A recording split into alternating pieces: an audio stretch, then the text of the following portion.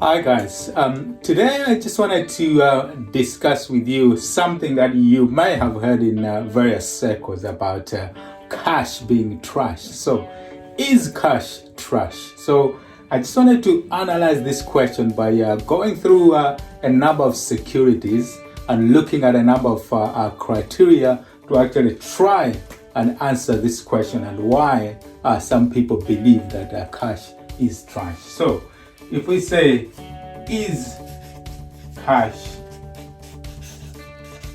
trash? Yeah, and why some people believe that. So, first of all, let's look at a number of criteria on these securities that we are going to look at. First of all, there's a number of criteria and a number of things that you can actually look at different securities. But let's just pick, let's say, three of these. Yeah. So, the first is your steady cash flow while you sleep. Yeah. And the second is leverage. So, can you leverage the security? And the third is the certainty of valuation or appreciation in the valuation or income. So we'll try and score each of these three areas across the various securities. So let's look at these securities. So if you take property or real estate, yeah, and let's say shares, which is your stocks, and then let's look at Bitcoin or cryptos, as well as cash itself. Yeah.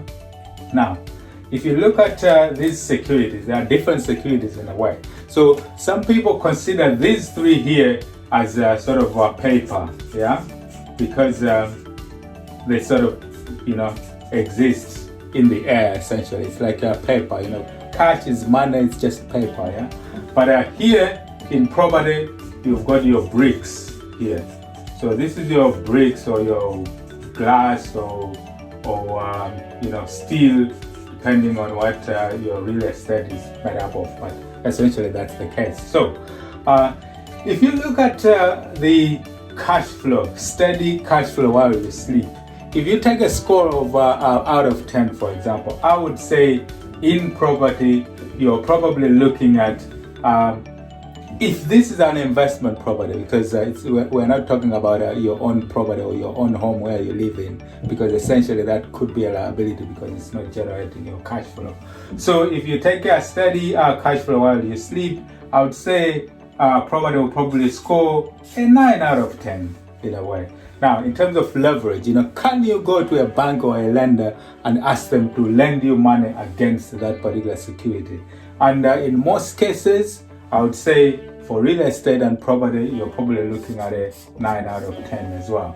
Now, the certainty of valuation or appreciation of value over time, and also the certainty of you getting this cash flow or income from the security, I would say for property, it's also relatively high. I would say about 9 out of 10. Now, if you move down here to the shares and stocks, for example, what is the likelihood of you getting steady cash flow while you sleep on shares? Yeah, obviously on shares you get your income through dividends, and that tends to be declared over a period of a year, depending on how the company has performed as well.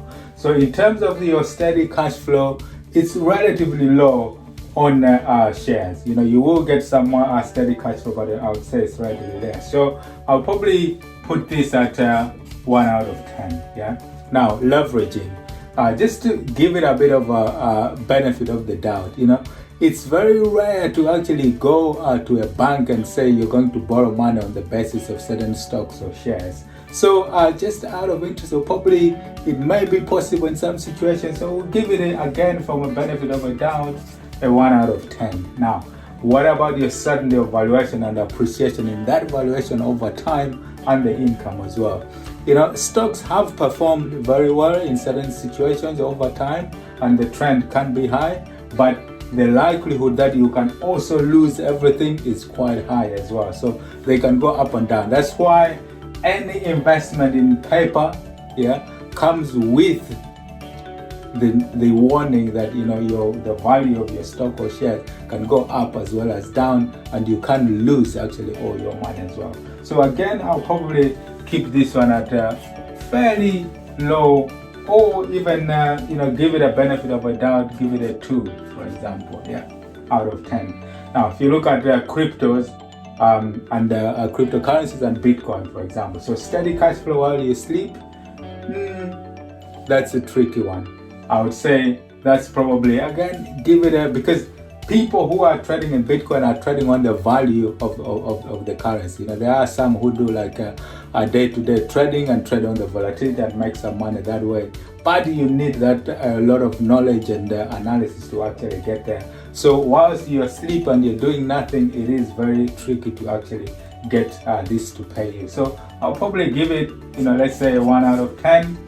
Leveraging, again, this is pretty much where we are now, almost non-existent. So probably I would say 0, that you can go to a bank and say, I've got Bitcoin, I want you to lend me a certain amount of cash. You're unlikely to get that if you have this security of cryptocurrencies and Bitcoin. Certainty of valuation, you've seen cryptos, go up in value, with, ridiculous amounts of returns, over time. That has happened, but they've also gone crashing down as well. So in terms of certainty, it's very low. The certainty score is actually quite low. So I'll probably put it, at 1 out of 10 on that one. Now, if you look at cash, in terms of the steadiness of income while you sleep, how much, in most cases as well, you're talking about putting your cash in a savings account. You can earn a relatively, some levels of interest that you can get. In the current environment that we're in, the rates of interest tends to be quite low, so there is some steadiness in there. So out of benefit of a doubt, probably give it a 5 out of 10. In terms of leverage, you going to the bank and saying, I've got this cash and I want to borrow, it is possible. Some lenders will give you some money because you've got money. So again, probably 5 out of 10. And certainty of valuation and appreciation, your money over time, if you have it in savings, side to the interest that you're getting with inflation, your money, the value of your money is always going down. So that's what happens even for mortgage lenders. The amount of money that you borrow, on a fixed, let's say on a property, stays the same, but over time the value of that money for the lender actually goes down. So this would be a 0 out of 10. So you can see here why some people will say that, don't trade paper for paper, because if you look at the scores here, you will find that it is relatively difficult for you to actually leverage. So the definition of an asset is essentially this, this is proper asset, an asset that is actually something that is generating a steady flow of income while you sleep, while you're not doing anything. It's generating that residual income. So a lot of the paper securities that you see, their ability to actually generate you steady cash flow while you sleep is very, very low, apart from real estate, your bricks and mortar, your steel, your glass. And also leveraging, this is key as well. If you have, let's say, a 100,000, let's say you've got or let's say 25,000 pounds, or $25,000. If you go to the bank, if you're going to use that money to actually invest in an asset that is generating cash, the bank is able to actually lend you up to 75% of the value of that, which means you can take your 25,000 into 100,000 pounds investment that you can use with that cash as well. So the element of leverage is key as well. So again, this is the reason why people will champion that, cash is trash, because it doesn't generate you that steady cash flow of income while you sleep. And also over time, the certainty of your valuation and appreciation in paper is very low. And it is advisable therefore to actually invest your cash, take your cash and invest it in real estate and bricks and mortar, because that will generate you a steady flow of cash while you sleep. And also you can leverage that asset as well as the capital appreciation over time without you having to do anything will actually go up as well. So looking at that distinction here between the various securities, it is no surprise that people will champion that investment in real estate and bricks and mortar, something that generates you steady flow of cash while you sleep, can be leveraged, and also over time appreciates in value, is something that you should consider. So instead of trading cash or paper for paper, you should convert your cash, convert whatever other securities you have into real estate or property, because that is where you get all these leveraging facilities and also that steady cash flow of steady cash flow while you sleep as well. It's like if you look at from a point of view of the balance sheet and financial assets. At the top here, if you take your typical, let's say, financial statement, where here you've got your income, and then at the bottom here is your expenses. Take the definition at the bottom here, where you have this is your income statement, and here you've got your balance sheet. In your balance sheet, you will have assets versus your liabilities here. Now, anything that is actually generating your cash flow over time will be an asset. So let's say you have a property. This property will generate you income here. Because it's generating you that income, because you're renting it out, that will be classified as an asset because it's generating that cash flow while you sleep. Now, anything that is actually doing the opposite, which is actually costing you money, making you expenses on it, will be a liability. So these liabilities, it can be your own home, for example. If you're living in it and it's not generating you cash and you have a mortgage on it, that mortgage on your own home is a liability because you're actually spending money on it and it's not generating you cash. So this is a clear distinction as well.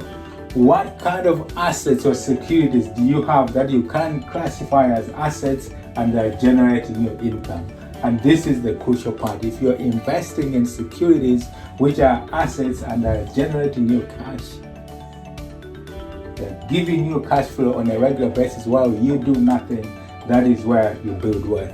And this is the set of rules. These are the things that those people who are investors and business owners and understand financial literacy are actually doing. They put their paper, their cash into assets that are generating them income over and over again without them having to do anything.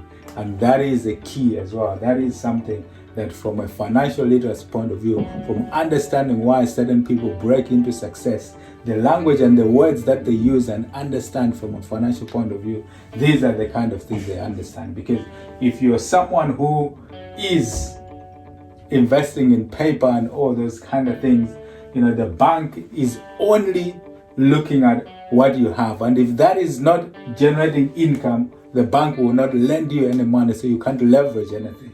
If you have an asset here that is generating income, the bank is all of a sudden interested. They will lend you money because they know it's generating you cash flow, it's generating income, and they can have a bit of that as well. This mortgage here, because everything has to balance. If you take this as you, and this is the bank,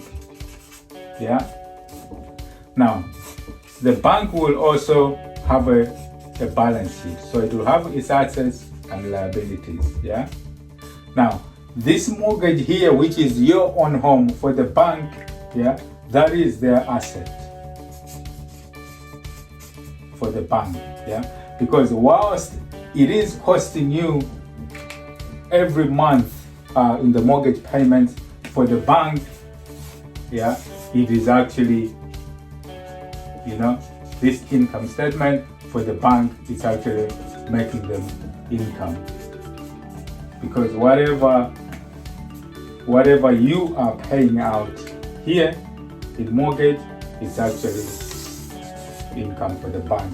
That's why they are very interested to actually lend you on that asset, because it will make a cash flow, it will make income for the bank, and it is that mortgage is an asset for them and a liability for you. So when you're thinking about investing, when you're thinking about putting your cash into something that actually generates you income, look at the asset side and what is actually generating you that income and cash flow, because that will enable you to actually leverage that, build cash flow, and earn money whilst you are asleep, and eventually build that income that will enable you to live life on your terms. So I hope all that makes sense. Why people in certain circles will consider cash to be trash, because it's paper, it doesn't hold anything. But if you invest that into real estate, something that generates you steady cash flow, you can leverage and appreciate in value over time without you having to do anything. That is the way, that is the set of rules that those people who are the 5% who are making money and getting rich, these are the set of rules, these are the things that they understand.